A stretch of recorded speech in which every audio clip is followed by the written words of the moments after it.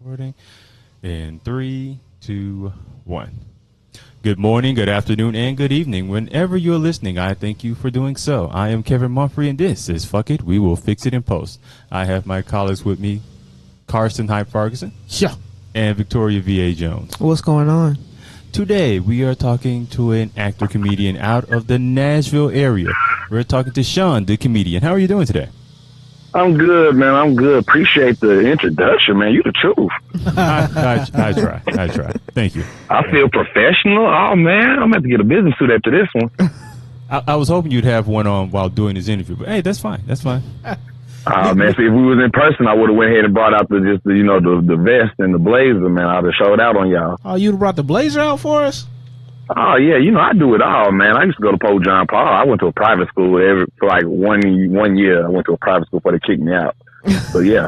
So you used to that dressing up. You go out the house and go somewhere else, and when they dress down, you trying to figure out what's going on because you dressed up.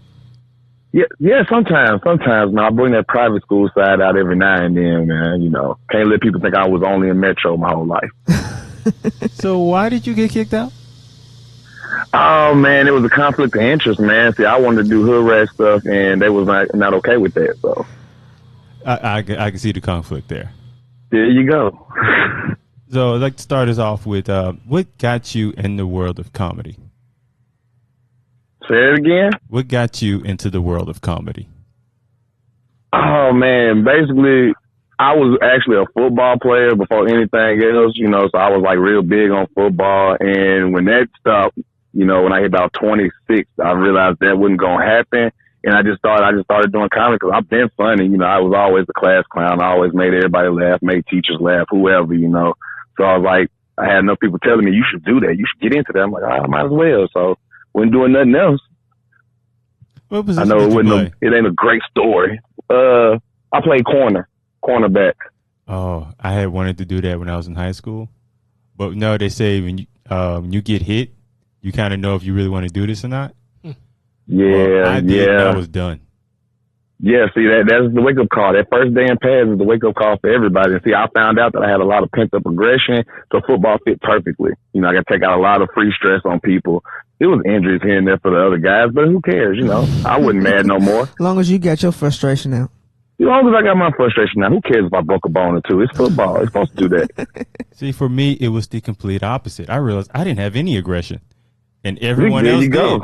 I was like, ooh. There you go. You got to fool it with everything else. Let me be real polite to people and nice. It changes. Let me get it. Oh, yeah, it changed my tone to talking and everything. One good hit. I'm like, ooh. I'm not who I thought I was. Let me right. Let me go. You know what? Is that water boy position still open? Feeling very water boyish. Yeah, that's for the guys who wanted to play but knew better. Ain't nothing wrong with that. That is exactly who I was. I just got like a nice hit as a reminder. But do you remember the first stand up performance you did? Oh man, I'll never forget it. It was horrible, man. Oh my God. I tend to love these stories. It was at a hookah lounge, right? Okay, so I'm doing a hookah lounge. It was like an open mic. Sleazy was hosting. Sleazy and Zach Boog had put it together. So Sleazy was hosting. And I get up there and like literally before I do it, I'm like, I smoked probably like 2 or 3 blunts in the car.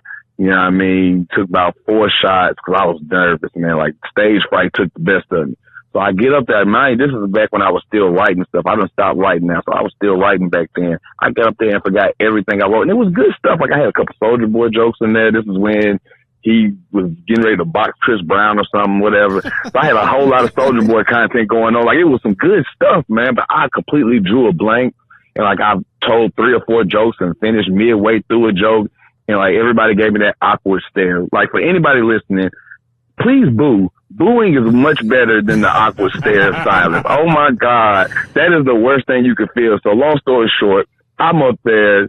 They just staring at me. I said, forget this. Walked off the stage.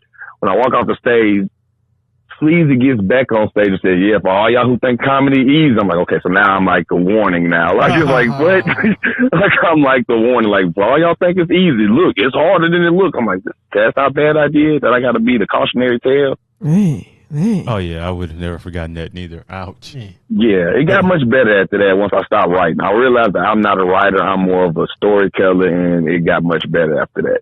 You know, the amount of comedians that we've talked to, a lot of them have said, you know, we rather you do something than just stare at us. And yes, oh my God, it's the most awkward. Like, imagine if you did something, right? Like, imagine you up in front of the class and you telling a story and you think it's a good story and everybody just looks at you. Like, you're waiting on applause. You're waiting on any form of reaction. Everybody just looks at you like, okay, next. You know, it's not fun. So at least you kind of, at least with booing, you get at least an understanding. Yeah. Like at least I know you heard it. You know what I mean? Like, I don't even know if y'all heard the jokes if you just staring at me. If you boo, at least I know you heard it and you didn't like it. Cool. I can write that down. Remember not to ever use that joke again. But when you just stare at me, I'm like, did they hear the joke? Let me try it again. You know, you never know. It'd be like you tap on your microphone, be like, hey, is this thing on? Yes, no, I did not do that because I done seen how that goes. That gives you the eye roll. See, when you do that, you get the eye roll. Like, yeah, it's on, but where are you? Like, you know, you don't want that. Oh, so you don't do the whole, well, just give it up for the ladies. For the ladies. Yes. See, no, I got a wife and I can't give it up for the ladies. I get cut. You know what I'm saying? She's at every show, so I'm going to get cut. Like, she's one of those people, like, if they laugh too hard, I'm like, baby, I'm a comedian. They're supposed to laugh. She's like, but it ain't that funny. But hold on, like, what are we in this for? You know what I mean? Like, what are we out here trying to do if this is not to make people laugh? Oh, God, that is horrible. They laughing too hard. They're laughing too.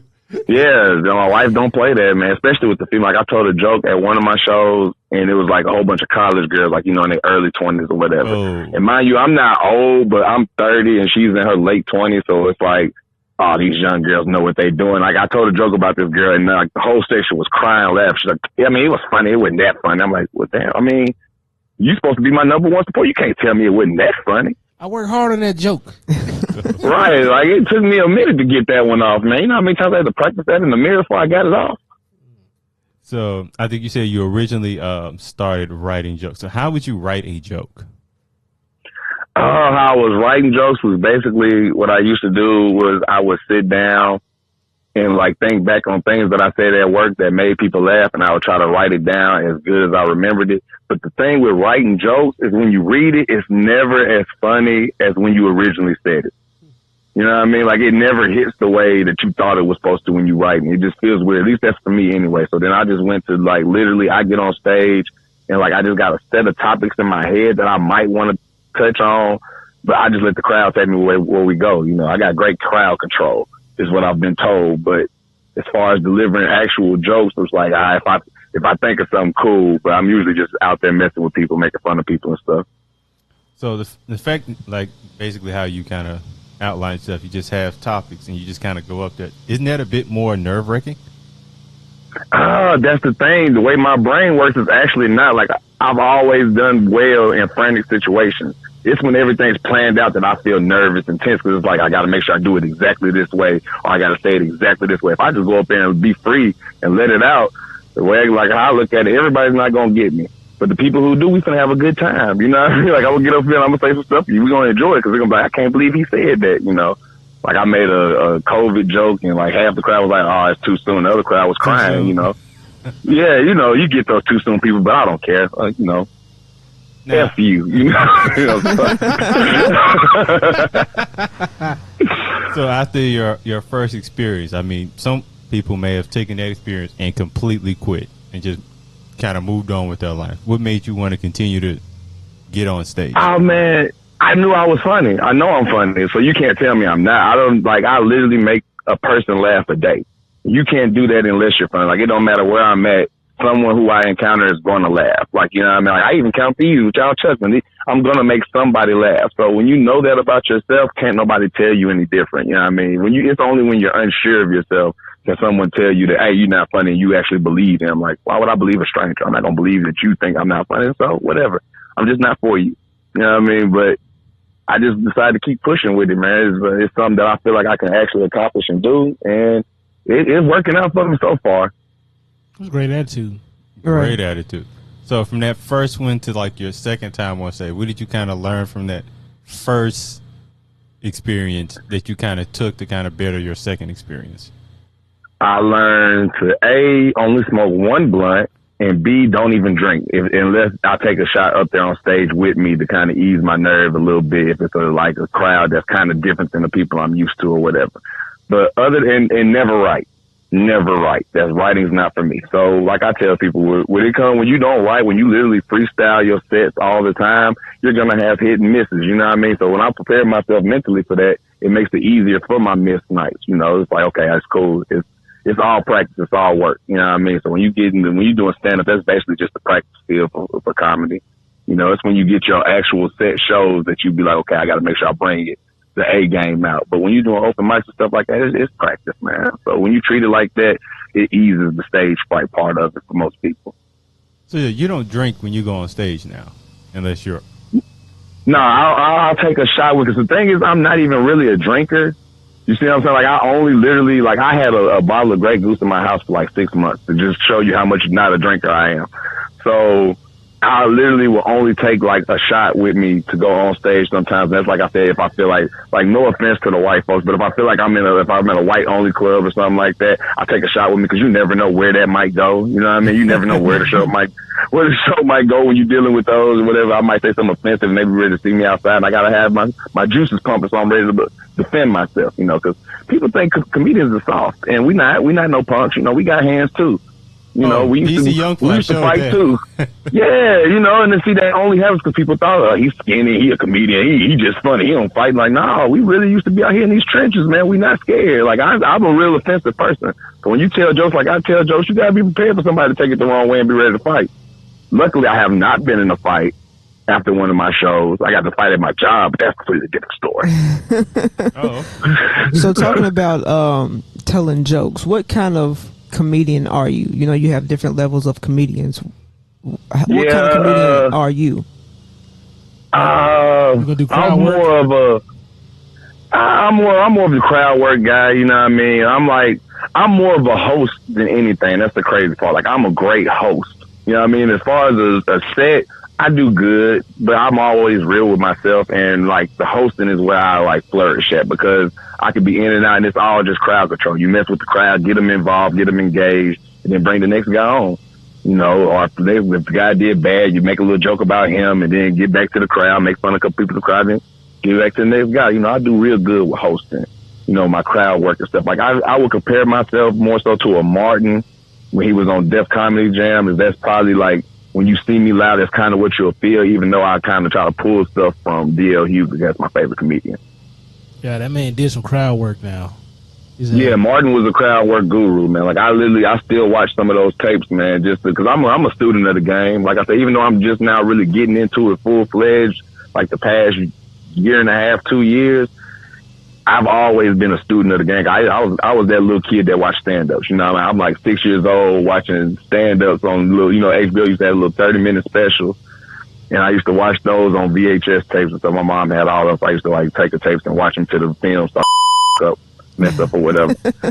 I'm sorry, buddy. I let one slip. Nah, it's all good. I'm laughing about the VHS tapes because that's. You already know how it used to be. Them young heads don't know about that. Y'all got these DVDs and this streaming. Y'all don't know nothing about the struggles of the VHS tape. You only had about a good 5 watches on there before the film messed up on you. And then you'll try to fix it, and then the more you try to fix it, the more it just mess up, and then you get them little lines going through it, and it's just bad. It's all bad after that. I'm glad y'all brought up VHS tapes.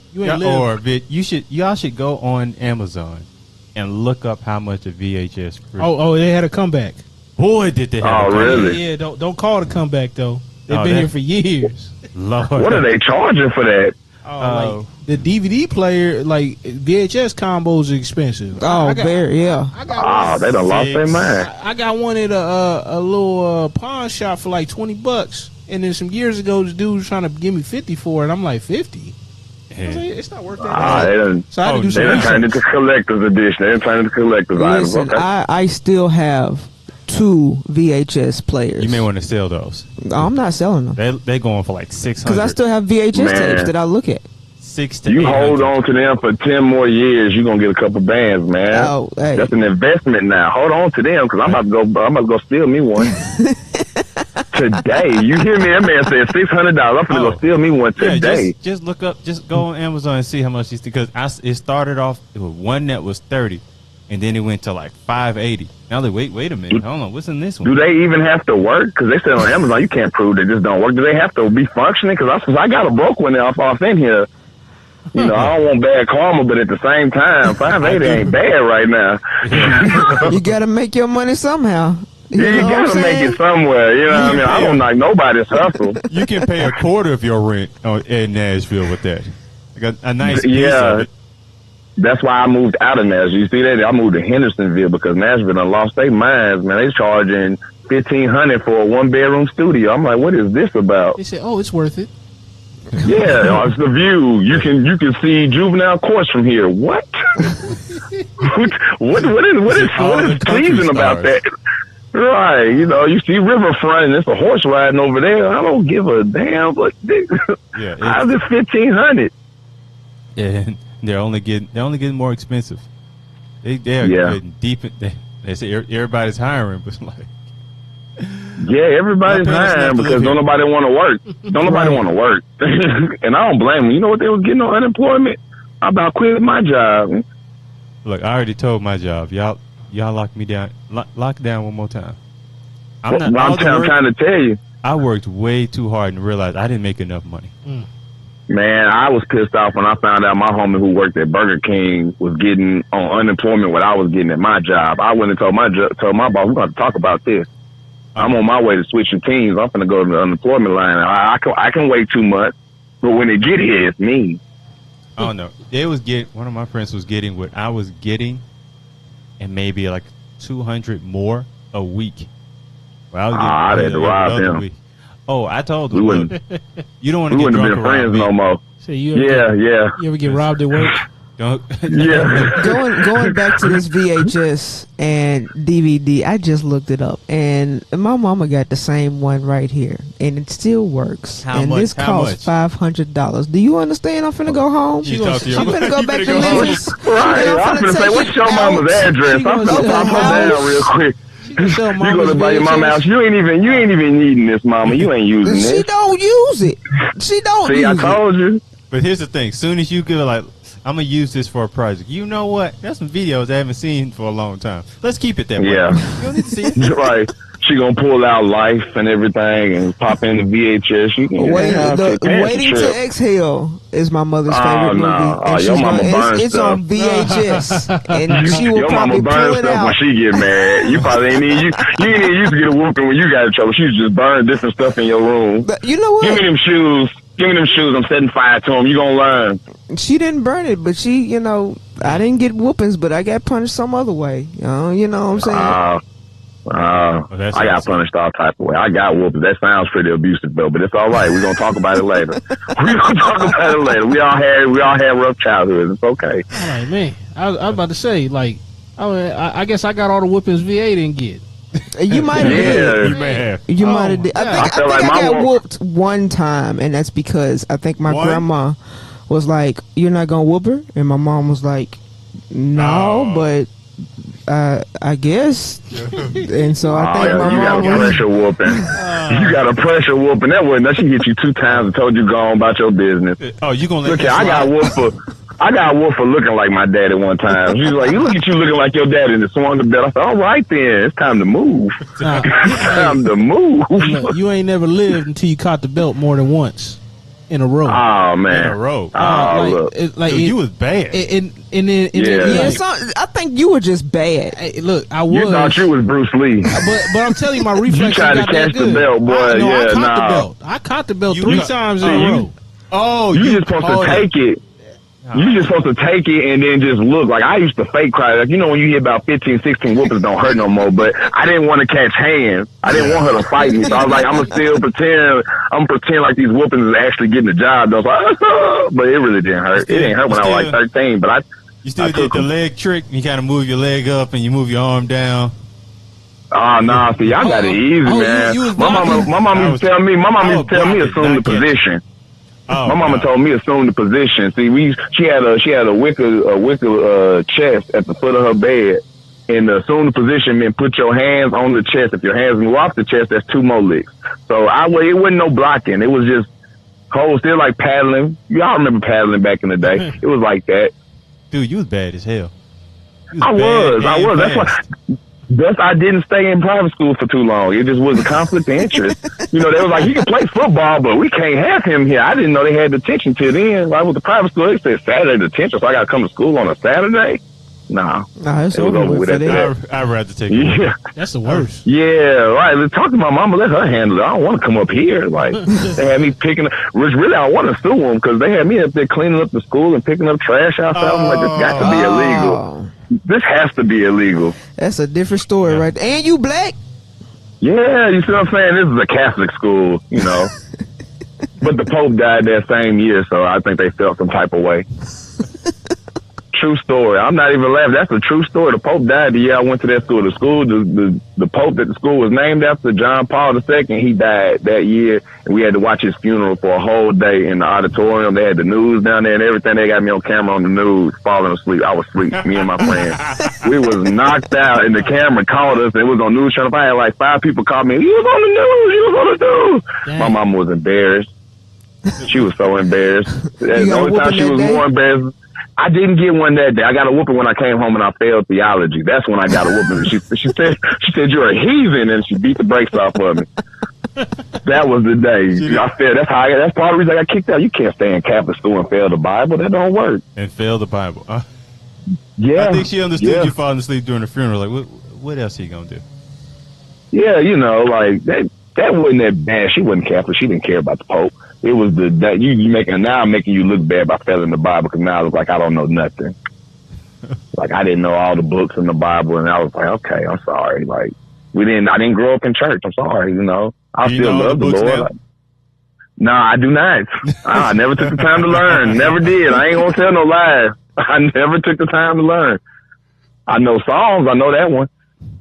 I think every black person knows Psalms. No.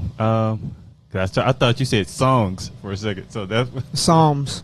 I with the P, yeah. So. I'm country. Don't worry about it. This won't be the first time somebody mistakes something I said. Don't worry about it. It's okay. So, happens all the time. Like only one I think of Deuteronomy, and that's just because it sounded like. Oh, you good. Only reason I know because it sounded like the name of a dance back in the 90s.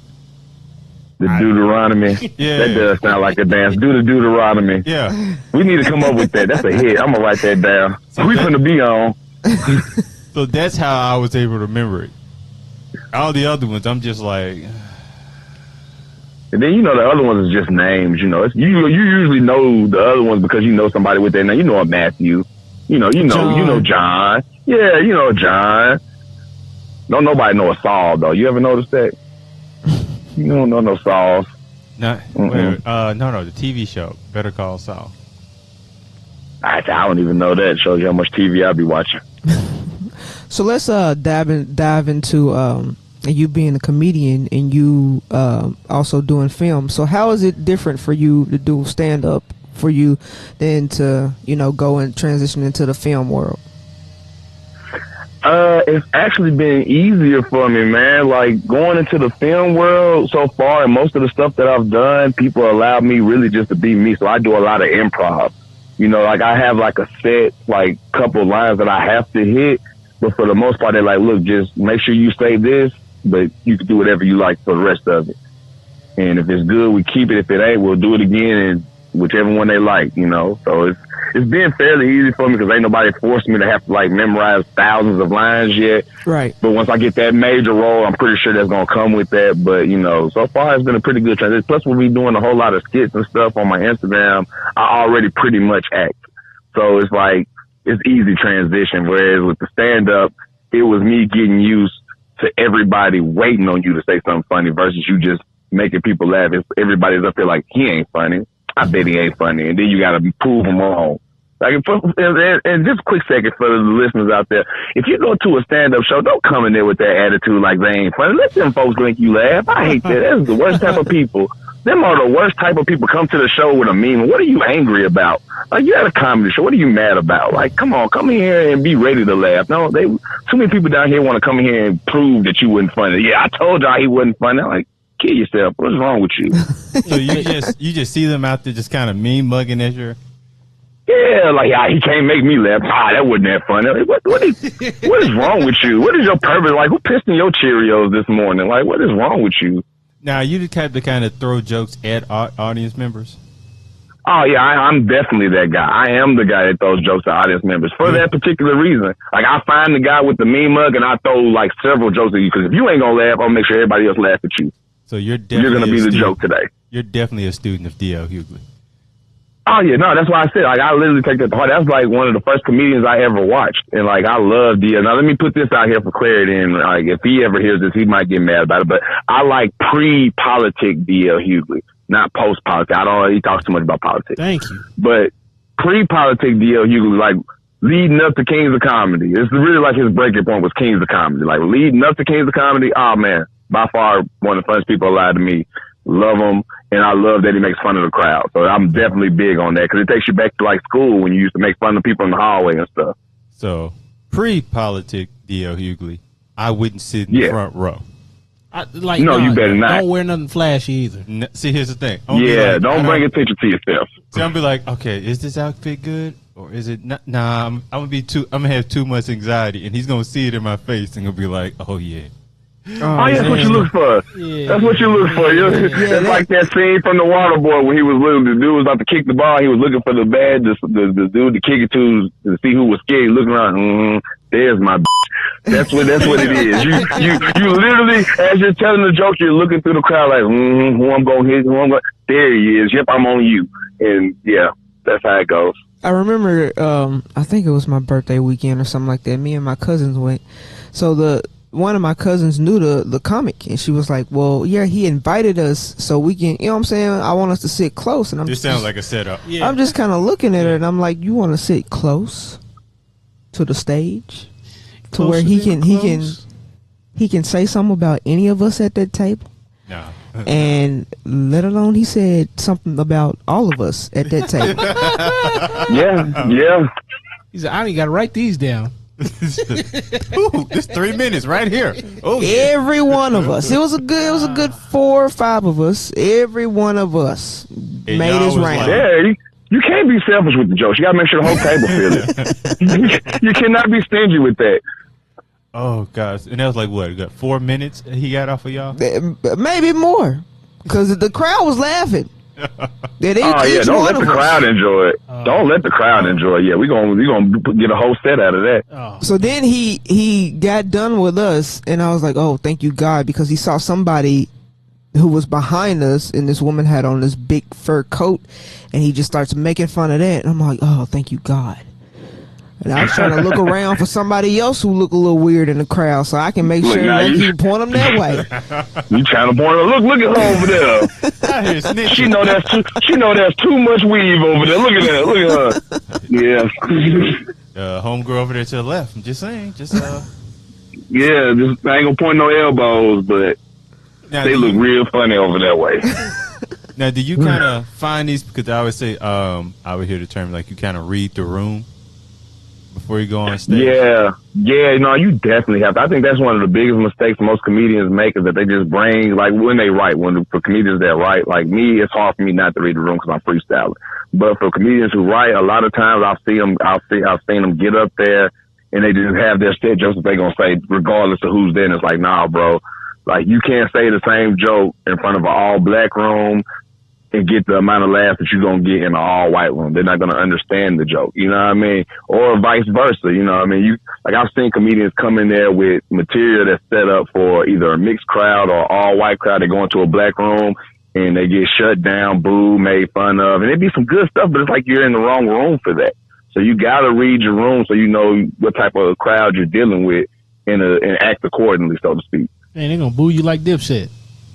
Yeah, that was horrible. I feel so bad for them guys. Like, I had to tell my home, I was like, bro, are we going to go ahead and be real and just tell the truth that, like, we like they swag. That's what we liked back in the day. We liked Dipset swag. They were cool in them, you know what I mean? They were real cool back in the day.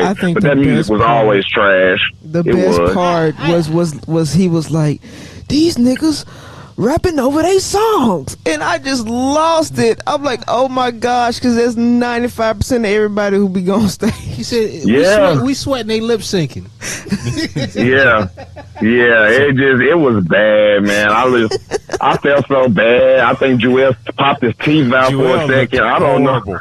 I don't know what they was up there doing. I'm like, I could have went my whole life without seeing Dipset look like that. They changed my whole light on how I used to view them. I'm like, that was trash.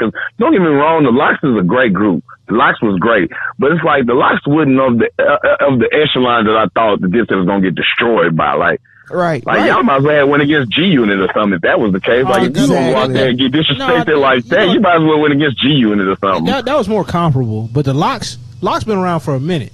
And or the Saint Lunatics. And they bounced around and did a bunch of joints. So, like, people forgot. That's what it was. People forgot how good and then when you drop a song with Mary J, with Mariah Carey, you're not going to beat that. That's like the game breaker. That's like the one that's the last straw. You can't handle that. That's another reason why Jews make them look stupid. Y'all don't like ladies. Oh, we ain't got songs for the ladies? Please, man, the DJ was on point. Like the Diplomats DJ wasn't that good. That hurt them too. Because they thought they could just show up and win. Because they think how I thought going into it is like, the Lox, they're good, but it's not what you would think, how you view Dipset. It wouldn't, it wouldn't say like, I know a lot of people went into that thinking Dipset was going to do their thing. I just felt like I felt like they should have played mixtape stuff. I felt like Joel should have pulled out the mixtape with him and Lil Wayne, played some of that. Cameron should have only played stuff from the late 90s. And then they could have probably had a comparable matchup, but it was rough out there. I still don't believe that. Like Joel should have stayed home. Joel should have stayed home. You also have to understand of the people who are not in New York, of the broad span of their music. The Lox were less known than Dipset. I knew about this. You know what I'm saying? Dipset was all the way. I remember we was in high school. We had like little make believe games that we would like pretend fight each other until teachers came and broke it up or whatever. But it was Dipset, Bad Boy. I was in Bad Boy because we was some real thugs, But Dipset, Bad Boy, and G Unit. Like we had our own little set thing, but no one was the Lox. Yeah, you know what I mean? Like no one. The Lox is part of Bad Boy and Rough Riders. Yeah, but I know, but then nobody they wouldn't they didn't have that mainstream hit a lot of them that everybody did. Yeah, they did. Their music didn't travel like Dipset. Look. It didn't. That's the realness of it. It's probably regional. Because like in this area, I would say no, but I know I used to get a lot of stuff from New York because homeboys cousin's aunt was like an A&R. To a lot of was an A&R. But that's where I first heard Dipset. Like the same time I was hearing Dipset, I had been hearing the Lox. I heard the Lox for years. But a lot of people here, Dipset was bigger down south. Like it was good in New York, like they was big in New York, but the spread down to the down south was much stronger than what the Lox had, man. Well, don't get me wrong. Like everybody down south knew Jadakiss. We still didn't really know them other two guys' names. And then Styles P had that. Styles P had that song that I Get High song, but other than that, we didn't know Styles P like that, And I still don't know the other guy. I'm not gonna say a lot to you till I know the other guy's name. Oh, come on, man! Like, I'm man, you killing me, man. That's just the realness of it, man. We gonna tell the truth today. Like, I'm telling the truth. I was in Texas. I know Ghost Rider. I know what's his Ghost off the damn Power Show. I know that Ghost. I didn't know that guy. That guy you named, I didn't know who that guy was. I'm like, it's all right. Styles P, like I said, I Get High song is all I knew from him. I get high. That was my jam right there. Now I ain't gonna lie about that one. That's when I first started smoking. They used to kill it on Rap City the Basement. The Lox. Dipset didn't do so hot. I missed them episodes. Right. Honestly, that could have told you that because they both done freestyles for the Basement. And the Basement used to expose people. Yeah. The Basement used to expose people, boy. I absolutely thought that Dipset was going to win. I was horrible. Every time I saw Joel Santana I was like, oh God, no. I was like, pulled his bandana off his head. Look, when they started with that FU song, I know a lot of people didn't know that, but that was my joint. I was like, yo, if you thought we weren't gonna make it, FU. And I was like, I first heard that, I fell in love with that song. Ain't nothing wrong with that, man. I still don't know who Ghost is, though. Oh, man. He's just a dude who be selling juices. Yeah, hey, the Locks won though. You know, they handled their business, man. Plus with Jadakiss, that was like a cheat code anyway. Jadakiss is a whole nother animal. He's good by himself. Like he doesn't need anybody else. That's what I knew. I knew Jadakiss for the longest. Like that's the only reason I halfway thought that it might go the other way. Cause I ain't gonna lie, I thought Dipset was gonna handle them. But Miles right there. I knew Jadakiss was a wild card. I'm like, Jadakiss is the truth. Like I've always had him in my top 10 easy all time. So it's like when you got a Jordan type rapper over there, you know what I mean? You got to you don't want to count him out. But I was not expecting the landslide that happened. I was not expecting that. You know, it's funny. Like the day before that versus, I was talking to somebody and we had a top 5 rappers, right? And I said, man, I don't even know if Jadakiss would be in my top 10. I love Jada, but I don't know if he'd be top 10. I'm including jinxed a lot. No, but I'm including historic rappers too. So I'm like, you got to have some of the pioneers on there. I ain't just gonna be like, oh, whenever I started listening to hip hop, because you know, yeah. Because I'm sorry. like, some of them pioneers, like, I'm sorry, you can't put Curtis Blow on your list. Like, come on, let's tell the truth. Let's tell the truth. Yeah, Curtis Blow is a pioneer, but he has no business on anyone's list. No, but Rakim should easily be on most people's list. Yeah. No, I could dig that. Rakim was the truth. Yeah. That's a Rakim and maybe KRS-One. But you know, you're reaching. You're reaching. Like KRS-One was tight. You know what I'm saying? Oh, he was all right, man. Like, but you talking about a conscious rapper? Here in I think he supposed to be here next month. A conscious rapper, like, you know, putting it down like that, and to be relevant. Yeah, but do you want to hear that much consciousness in your rap? I mean, I need a little thug and shoot 'em up, bang bang. For me.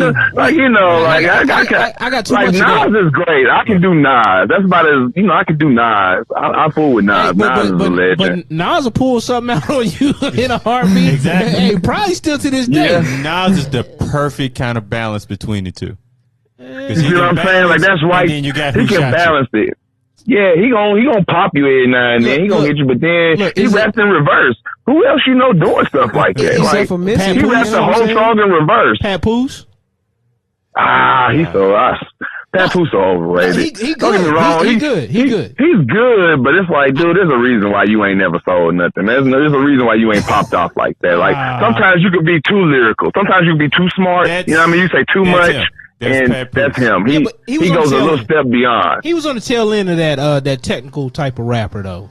Like, I mean, he was on the tail end. He came out 10 years too late. He should have came out a long time ago. He'd have been good, but everybody trying to hear that. Lyrics and they were like, do you even have a chorus? There's no chorus. He doesn't make songs. He makes mixtapes. That's what he's good at. He's a mixtape rapper. Like, I'm not fit to recite any of this.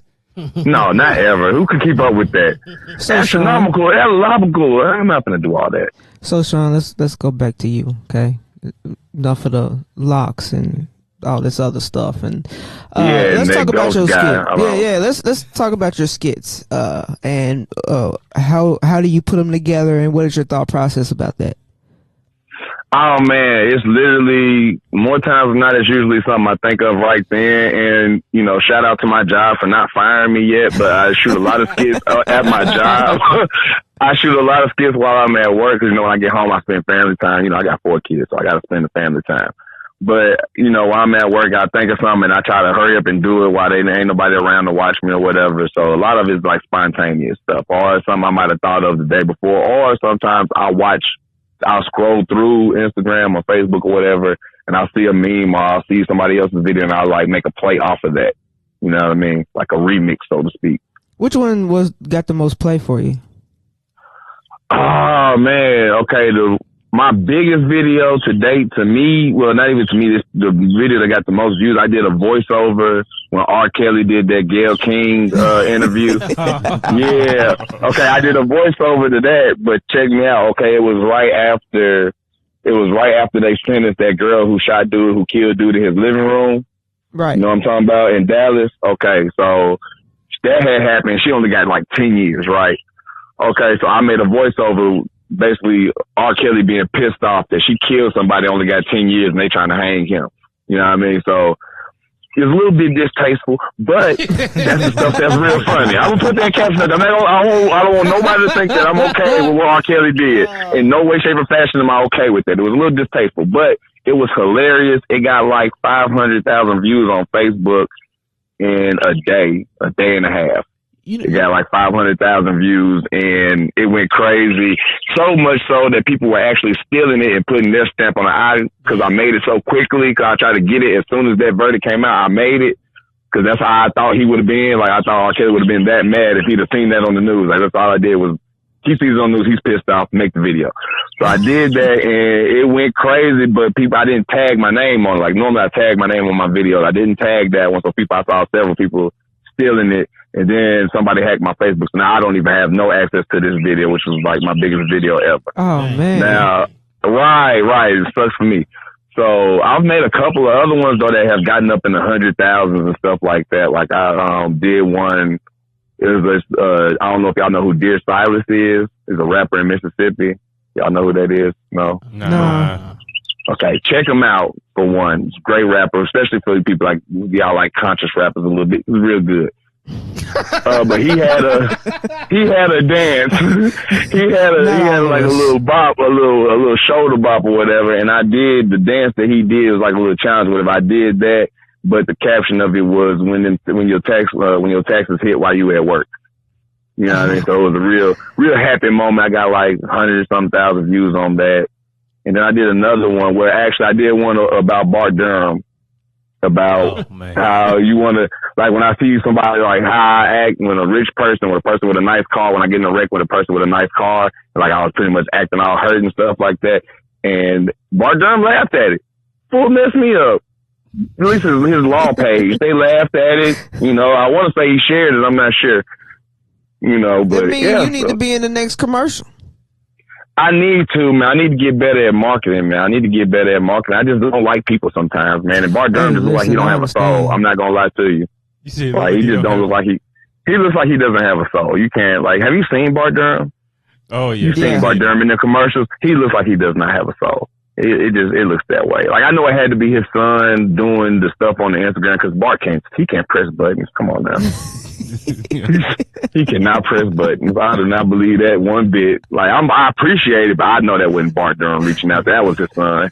It's cool. It's same day. It was a Durham. So you kind of, even with making skits, you kind of freestyle it. Yeah, everything's spontaneous. I'm a real spontaneous person, so everything is always freestyle, spontaneous. That's why, like, I've been trying to write different shows, but once again, I'm not real confident in my writing where I need to be. So I've been trying to write different stuff, write shows, because everybody can't just be spontaneous. So I need other people when I'm making my shows and stuff, and they need a script. I don't need a script. I know what I'm thinking. I know what I want it to look like, but it doesn't work for everybody. Everybody can't see what I'm seeing. You know what I mean? So I'm getting in the habit of that because I'm actually trying to start writing a couple shows and stuff. I was actually trying to put together a sketch comedy show too. Like I'm more of a Keenen Ivory Wayans than people want to give me credit for. I just got to properly be able to get other people to see the vision. Right. Okay. So when you're doing these sketches, since you kind of just take a thought and just expand it, how many takes does it usually take for you to kind of get them done? Oh no, it only takes one take. I'm one take shawty over here, man. I don't look here, man. When I shoot it, if I like it, I post it. If I don't, I scrap it. So I don't take a whole bunch of takes. I'm one take shawty, man. Like I get out there and I'm just running it. You know, like I did a Family Matters one, and like literally I thought of it and I made it. So Family Matters, the intro music for Family. We all know that song, right? Yeah, the intro music for Family Matters. Okay. Now, you know how they did the intro when they wave at the camera and all that, whatever. I did that, but I called it niggas at work. Oh. And basically what it was the difference. Yeah, with the heavy music, but it's different types of niggas that be at work, you know. So you got the nigga that's always on his phone. You got the nigga that's always eating on the clock. You got the nigga that sleep at work. You got the nigga who call out every day. You know, you got those type of different characters or whatever. And it was basically that as an intro to a show, so to speak. And I actually been thinking about expanding it into an actual show because it got such great feedback. Like I had people tell me that shit was so great, that was so genius. I'm like, all right, I didn't know it was gonna be that good. I just thought it was funny, you know. I think you should. Yeah, I think that would be a good show, right? To that. Everybody can relate to that, yeah. And then everybody will be watching it and gonna be like, how does this business still in business? Yeah, but you know what? That my job is just like that, and like I said, all those characters was just different shades of me on different days, and I still got a job, so obviously it works, you know. And I did a spinoff on it from the Full House theme music, and on that video, it was just how you feel during different days of the week. You know, so like on Monday, you tired because you went clubbing all weekend, so you passed out sleep. On Tuesday, you burning on your coworkers, making fun of everybody. On Wednesday, you call out because everybody need a break on hump day. And Thursday, you ready to fist fight your supervisor. Then by Friday, you ready to quit your whole job just to show back up on Monday. So people had a field day with that one too. Yeah, that's a great idea. I'm still on. Niggas at work. Yeah. I know, it's so great. I know. I gotta get people to play the other characters, man. I might just make it myself and I'll play everybody. Who knows? You might just have to. You know, best work is the work you do yourself. Yeah, this is very true. I might have to do it. I might have to make little 10-minute episodes, a web series. Yeah, no, it definitely is. Because I mean, that's an easy show. It almost writes itself. Yeah. And plus the type of job I got, I work with a whole bunch of ex-felons. So like, my job's hilarious. Like somebody that's a show within a show right there. Yeah. Oh yeah, that's the main show I've been working on, was basically making a show about my job, but doing it in the concept of The Office. Cause see, I'm a welder and I work in a warehouse. So I was going to call it The Warehouse. It's like The Office. You feel me? And it's just different, all these different characters I work with. I was really going to literally make these people, like, cause that's who they are. I don't have to create a character. I can really just use these people cause they're retarded. Like this one dude ate this other guy's lunch. And listen to his excuse for eating his lunch. He said mine on it. I'm like, nigga, did you write it though? What do you mean it said mine? Did you write the word mine right there? So clearly it's not yours. It said mine, so I ate it. Yeah, that's what I work with. That's terrible. 5 to 6 days a week. That happens at my job too. It's so relatable. Yeah, you see what I'm saying? Exactly. You know, and that's it'd be fist fights out there. Cause like I said, I work with a whole bunch of ex-felons, so it's crazy out there. It is crazy. I'll tell you what, you ain't got to be a felon to fight over no food, though. You sure don't. I tell you, but I'm talking about you got to be a felon to fight over a honey bun, though. You got to be a criminal. Regular people don't fight over 50-cent honey bun. That just doesn't happen. It's the type of food people don't do that. You know what I'm saying? Yeah, now a home cooked meal, yeah, I'm scrapping for that. But this honey bun out the vending machine, bro, you got it. I'm just not gonna leave my food in here no more. I'm not gonna fist fight you because you ate my honey bun. No. There you go. Yeah. Chick-fil-A, I may swing on you a bit for that. No, but if you hungry. And you had your honey bun ain't gonna fix it. No, but if you hungry and you had your mind set you having on a flashback. Something, I can tell by the tone of your voice. I'm like, you ready to go to the penitentiary right now? That's that penitentiary mindset. Get rid of that, sweet. Don't do that. Don't you fight over no honey bun. Yeah, don't you do that. You went right back to you pull that other dollar out your pocket and you gonna get you another honey bun and call it a day. Just know that you don't leave your food unattended to in there any longer. I know. Oh, I got those kind of coworkers. Okay. Yeah, you know. Realize where you work, and then you just go on about your business. Now, if they eat the home cooked food, though, I'm squaring up. Oh, that's another story, especially if you cook it. Somebody's got to be held accountable for this. Somebody's going to be held accountable for this. Man, if I cook it and you eat it, then God bless you. No, it's a different story for me. If I know I can cook, so if I cooked it and I put it in the refrigerator and it's gone, I'm locking doors. What I was going to say. Ain't nobody leaving. If I cooked it, it was a setup. It was a plant plate anyway. I wanted you to eat it. Yeah. Holler at me in 30 minutes when you're hovering over that toilet seat. That's what I want. If I cooked it, yeah. My style, that is exactly my style of cooking. It is a form of revenge. Oh yeah, that's the only reason I cook. Just like my wife don't know it yet, but for her birthday, I'm baking a cake. Just because I'm tired of getting tube socks on my birthday. We gonna learn today. Should I edit this out? Nah, you can leave that in. She knows she don't believe nothing I say. I be high. She don't believe me. I think she will after this. I got that kind of freedom. Oh God, I've got a surprise for you. What kind of surprise? Yeah, it's the best kind. Right. 30 minutes later, I get the little SpongeBob cat. 3 hours later, she's hovering over the toilet. Yeah, we're gonna do tube sites again this year. I think not. So let's talk about your podcast that you have. Oh man, yeah, the 615 show. Check it out, man. New episodes dropping August the 13th. Say that one more time. New episodes dropping August the 13th. Subscribe on YouTube at 615. That's SIXO. Man, you gotta know your stuff, bro. I went to metro schools for the majority of my life, man, so I get O's and zeros confused when I have to read them out. Okay. Just spell out 6, spell out 1, and then this is where we get nice and hood with it right here is FIF, fifth, right there at the end, all one word, 615 podcast. It's hilarious, man. Great times, man. It's really, really, really one of the best podcasts out in the city.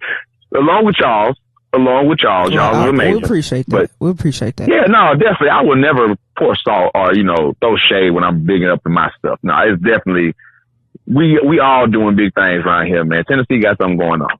They really do. We got something going on. So on your podcast, like, what do you talk about? What's your main focus and everything else? Oh man, it's a comedy podcast. So really, it's more so like it's like you get to be a fly on the wall. You get to be the fly on the wall, and we over here having conversations. You're gonna get some, some real knowledge here and there. You're gonna get a lot of laughs. Like I'm gonna talk about random stuff because my life's crazy. So I talk about a lot of stuff that goes on in my household, in my life, or whatever. So you're gonna get a lot of comment stuff. We have guests on there.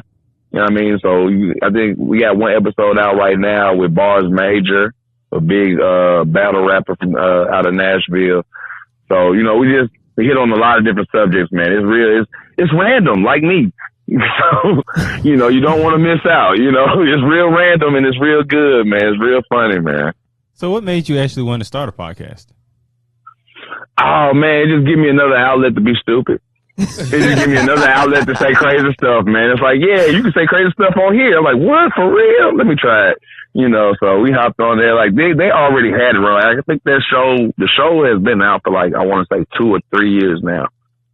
2 or 3 years now, which we do pretty good numbers on the streaming and everything. But I just joined the show this year.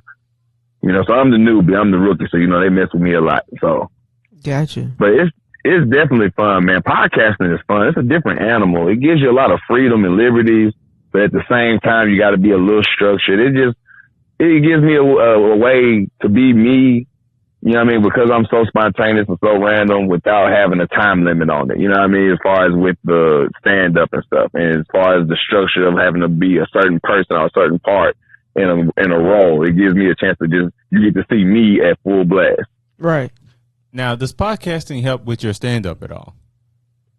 Oh man, it actually helped me make me not want to do stand up anymore. Like doing podcasting makes you, because it's like I get to do this and people can still hear it and I don't have to be around nasty people sneezing on me and stuff, man. So, it helped out with that. And then plus like with podcasting, it's an avenue to which I can start making money. The thing I don't like with stand up is that in order to make real money in stand up, you got to travel. And then that goes back to the fact that I'm a family man first. I'm married with 4 kids, so I don't want to have to travel a whole lot to get my bread. Thus, I kind of switch avenues and switch fields into doing more podcasting and getting into more acting and stuff while I'm doing it, kind of home-based type stuff versus having to go out to go get the bread. Because traveling, man, like, don't get me wrong, stand-up is good, it's fun, I'll do it, because you can't call yourself a comedian without doing stand-up here and there. But it's just, I don't want that to be my main source of income. Because, like, you got to really go out here and get it like you a rapper or something. I'm not trying to travel like that. I'm not. I don't want to be in Texas one day and then in Vancouver the next day or something. That's just crazy. Ooh, Lord.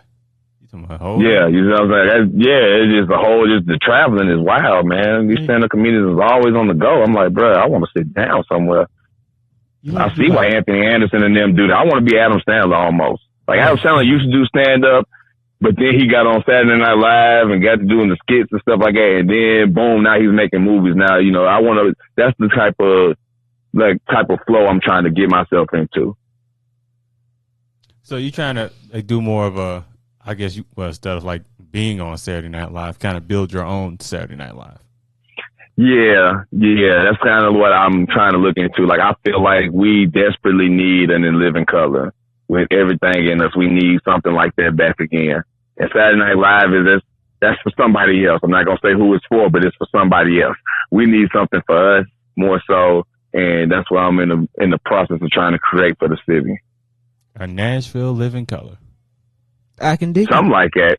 Yeah, you know, it's a lot of funny people down here, man. It's just these motherfuckers down here. These people down here just want to go to work all the time. I'm like, I don't want to go to work every day. Don't you want to make enough money to not go to work every day? Sit on your ass and just get paid. Yeah, it's just something about me. It's just something about me going in here busting my ass and then seeing my president pull up in a Rolls Royce that pisses my spirit off.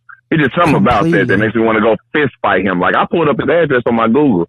I'm going to pull up on him one day. I ain't figured it out yet. I got to figure out how to mask my voice better, but I'm going to pull up on him one day. Don't say that. Not on this don't say that. No, man. Okay, we don't promote violence. We don't promote violence on this podcast. We're going to have a conversation. That's exactly what those men in suit going to say when they pull up at your house. Hey, we just want to have a conversation with you for a second. Yeah, there we go. Look here, they done did that, man. They rough out here, man. I'm gonna tell you what. This is the one thing I hate about living in Hendersonville. True story, man. I was out here and I ran down the street to get something to eat real quick. Now, mind you, I have a teenager, so my teenager is here with her younger siblings. My youngest baby, accidentally dials 911. Okay, the police come out here to my house. You know, now my neighbor done called me and said, "Hey, Sean, police out here." I'm like, "Whoa, what the police out here for?" And they get me on the phone and it's like, "Well, we had a call." So, oh man, my daughter accidentally called you. I'm on the way. Like, I'm literally like 2 minutes down the road. So I'm pulling back up. Now, when I first get here, it's one car, 2 cops. Cool. Don't you know these folks wouldn't let me go back in my house? Then by the end of it, there was 6 police cars out here with 12 cops. All surrounded me. You would have thought I had the most drugs in the whole state, the way they treated this situation. And I'm like, well, they want to search my house and everything. They like literally had me like blocked off from my house, put me in the back of a car, everything. Now, by this point, this is like, of course, this always happened on the day before you have to go to work. So it's like literally about 10, 11 o'clock at night. Oh. And I have to be at work at 5 in the morning. So now I'm pissed off because I have to be at work. So now that I'm getting angry because it's like, dude, y'all didn't have to do all this. So now, long story short, my whole neighborhood thinks I'm a drug dealer. So no one ever speaks to me in my neighborhood now. Real bad. It's real bad. Everybody looks at me sideways. It's like, I've been living here for 4 years. Like, nothing was bad. And all of a sudden that happened. Like, oh, I knew that's why he was out here. It's like, what the hell? And now they think you El Chapo. Yeah, they really do. They really do. They think I'm El Chapo. And, you know, I got a registered gun. So, you know, I walk with it every now and then just to, you know, give them what they're looking for. You know what I'm saying? Give them what they're looking for. Just walk with the pistol out, let it show a little bit like, oh my God, get in the house, Becky. I'm like, yeah, that's right. I ain't gonna shoot nobody. I'm scary. Don't say that. You don't want your neighbors getting too comfortable. No. They ain't gonna get too comfortable with me, man. I just found out the other day I don't look approachable. I didn't know I didn't look like that. And it was a black person told me. I said, man, what the hell? He said, you don't look approachable. I'm like, what? I have dimples. How am I not approachable? Like, what? Come on. Have you ever seen a thug with dimples? Like, ask yourself that honestly. Like, not from a gunshot to the face like 50 Cent. I'm talking about like with natural born dimples. Yeah, not no gunshot to the face. Like, he got one dimple and you know that was some dangerous stuff. But I'm talking about, I got like 3 dimples, 2 on one side and 1 on the other. Like, I look super friendly. He said, you're not approachable. I'm like, all right. Maybe it's the beard. I don't know what I got to change. Dude. I thought I was a friendly guy. Dimples and a gun. I don't know, man. Dimples and a gun. It goes together when you think about it. I don't know about that. Nah, I don't sound approachable. Like, he's got dimples, but he's got a pistol. It is. He's got a pistol. Yeah, now this is true. Because you never know, man. I got to stand my ground too. You never know. Exactly. Yeah, they dangerous out here, man. Everybody's dangerous. And I'm only 5'8" on a good day. So look, I'm not trying to wrestle with everybody. I'm not the biggest fella. You know what I mean? You're dangerous with dimples. Go with that one. I ain't wrestling nobody. Yeah, I like that one. You can put that. You said what? I ain't wrestling nobody. I ain't really see. I'm not gonna wrestle with you. I'm too old. Exactly. Like those. That requires too much cardio. I don't know exactly what age will you get to when you're too old for that. 30. 30 is the age. That's it. 30, you should not be fist fighting anyone else. The only reason I know that because I got into a fist fight while I was 30, and I wish I wouldn't have. I won. Don't even know I won the fight, but if he had lasted 10 more seconds, it would have been a whole different outcome. Whole different outcome. Like, you ever won a fight, but then you're sore the next day? Like, I literally felt like I threw my shoulder out of place. I almost called out of work. I was like, you know what? I don't think I'm going to make it today. I am struggling to move around good. I'm like, I don't feel like I won the fight. I know I won the fight. I saw the fight. I was there. I realized I won, but I didn't feel like it because my body was so broke down after. Like, my knees was hurting, my back was hurting, my shoulder hurt. I'm like, my neck hurt. He didn't even grab me. How's my neck hurting? Like, what is going on? Like, I knew my shoulder. I had him in the head like I was uppercutting. Like, you know, you got him in the head like you uppercutting the guts. You're hitting the ribs. I was punching with everything I had. So, like, I think I tore my rotator cuff. I'm not sure. But it felt like I might have tore something. I think I tore something in there. You see, when you get injured fighting, you're too old to be fighting. Well, you should not be out there. You got to stretch. Yeah. You didn't have a proper warm-up. When you 30, you got to stretch. When you 30, you got to stretch before everything you do. Right. Like, no, but this before is I what get up you and do. take a shower, I catch a stretch. Like, you have to get it in. This is what you do before you fight, though. You talking all that mess and you start stretching, then they're going to think you're really crazy. And then they might just back off. You're absolutely right. I'm sorry. No. What did you say? Hold on for a second. No, go ahead. Yeah, continue. Wait, hold on, bro. I get like real, like I go from real loud and I change my tone real fast so I seem like I'm crazy. Like I be yelling, oh, fuck you, look, man, I'm not going to do this with you any longer. And that usually will flip it. And you feel me? Like there's usually people are getting nervous, like, okay, he ain't got it all and they won't fight. But I did that to the dude at work and he was like, what's up then? I'm like, oh, damn, he really want to fight. He was like 20, 22. I'm like, oh, damn, he really want to fight. You know, he's like 22, he fresh, he done ran out there, swung on me. So, all right, cool, I'm gonna have to go and whoop him. But like I said, if it lasted 10 more seconds, we have a whole different outcome. That's a whole different outcome. I literally have 10 seconds of ass whooping left in me, so I'm saving it. I'm saving it for the person that cut me off. The next person cut me off in traffic, he gonna get them 10 seconds, then I'm gonna hop back in the car and pull off. I think after 30, you only got about a good 30 seconds. You never really even think about the cardio involved in fighting when you're young. Yeah, because you always got energy, but when you old, like, you realize why boxing is only 3-minute rounds. You realize that when you get older, because really most fights only last about a minute to 2 minutes long. If it's a good one, if they really going at it, it'll last about 2 minutes. But most fights is in the seconds range, you know. So it's a winner and loser real fast in a street fight. It's real fast. You decide, you figure out who won and who lost. And like I said, if we'd have went to a whole minute, no, I can't do it. I can't do a whole minute of swinging fists. I can't do that. Not a whole minute of it.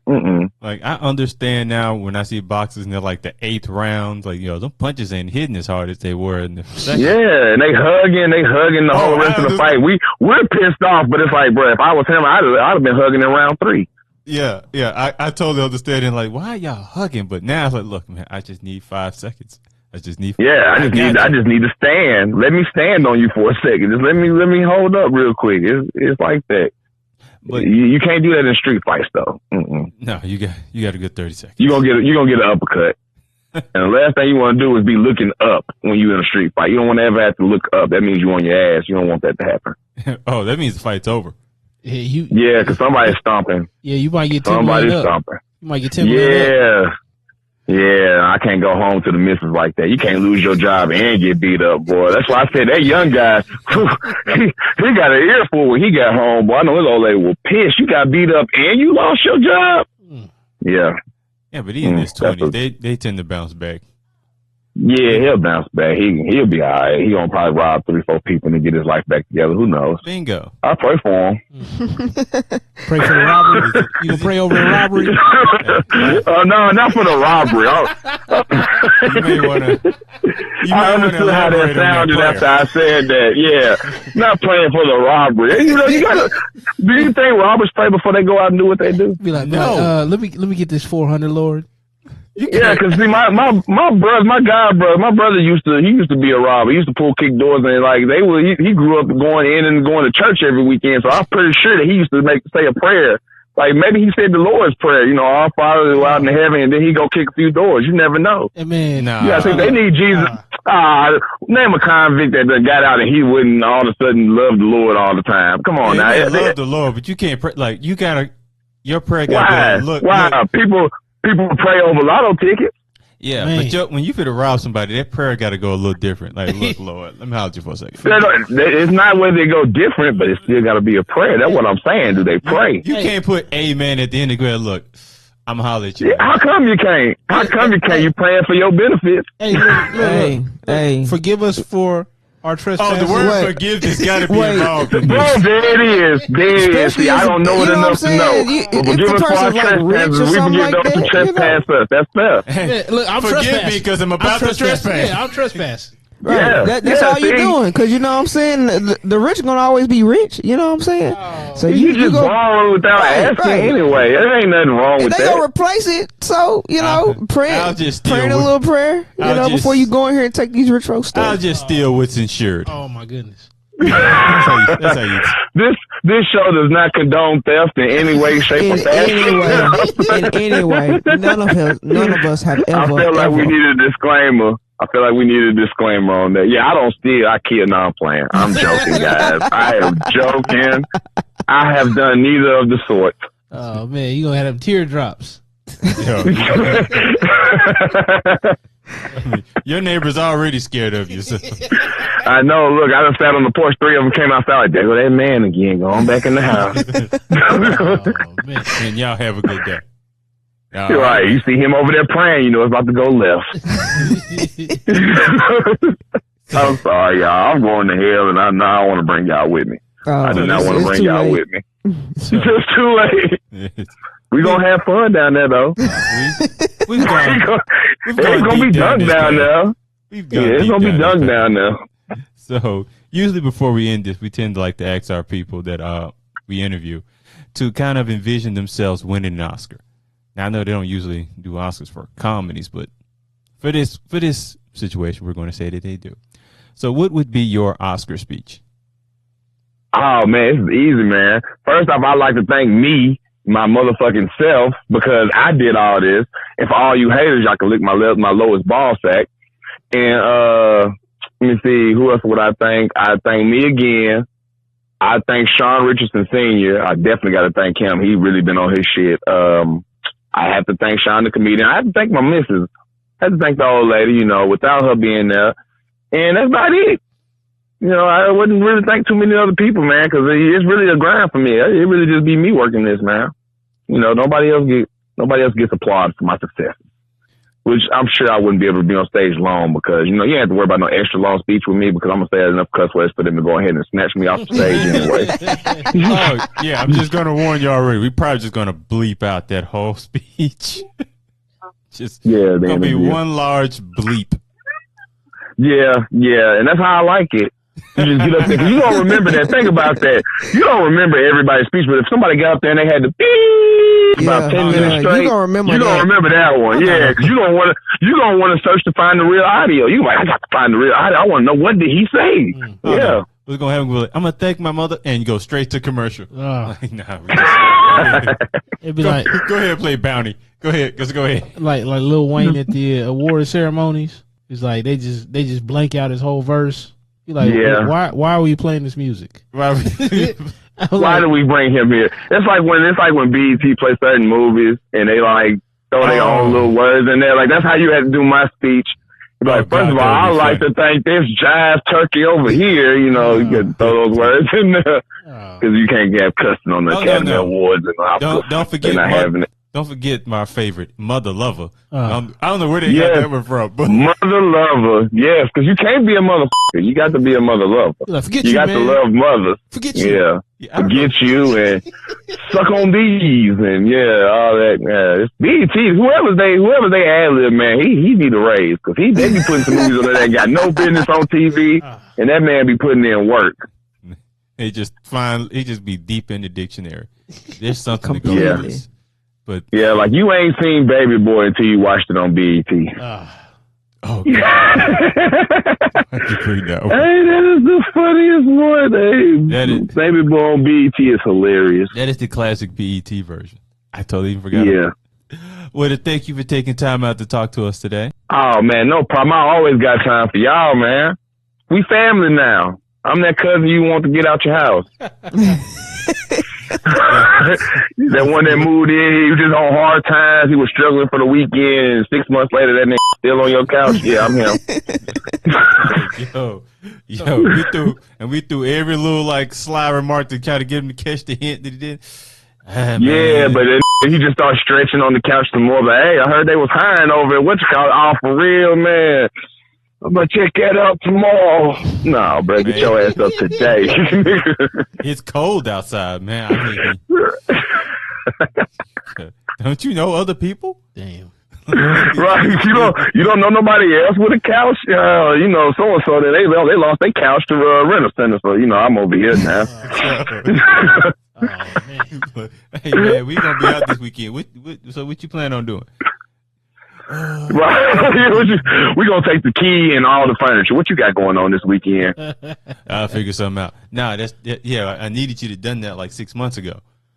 Yeah, he never is gonna get it. You got to throw him on his ass. You got to physically pick him up by his shoulders and toss him like Uncle Phil did Jazzy Jeff. That's how you got to put niggas like that out your house. Only way they get out. Now, speaking of throwing people on their ass, so we're gonna be ending this now. Great segue, man. You the truth. Sorry, you just gave me the layup. That's what I do. I'm Chris Paul. I oop it. I assist. Not in the finals. Don't stop. We ain't reached that point yet. Yo, I'm Chris Paul in New Orleans. We ain't got that far yet. I'm still hurt by that one, but it's okay. Hey, my co-host on 615's a big Suns fan. He hurt the same way. He calls him Christopher from here on out. He won't even call him Chris Paul no more. I don't call him anything. You really hurt. Oh no!